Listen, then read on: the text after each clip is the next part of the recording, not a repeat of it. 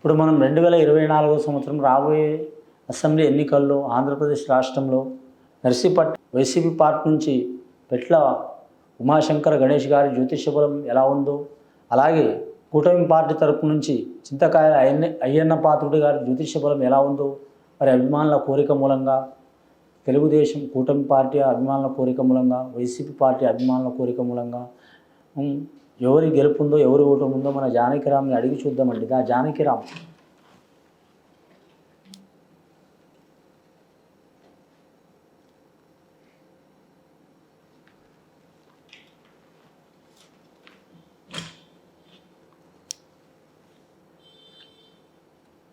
వీరి జ్యోతిష బలంలో మాత్రం నర్సీపట్నం నుంచి మాత్రం వీరిద్దరిది యోగ బలంలో రాక్షసుడు వచ్చిండి, రాక్షసులు వచ్చిండ్రు, మానవులు వచ్చిండ్రు, నెత్తిని పెట్టి శంకరన జోలి అన్నట్టు.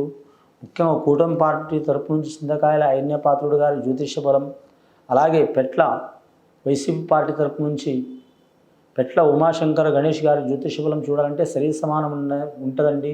చాలా వరకు హోరాహోరీగా కొనసాగే అవకాశం ఉంది, కానీ కొన్ని అవంతరాలు కూడా వచ్చే అవకాశం ఉంది.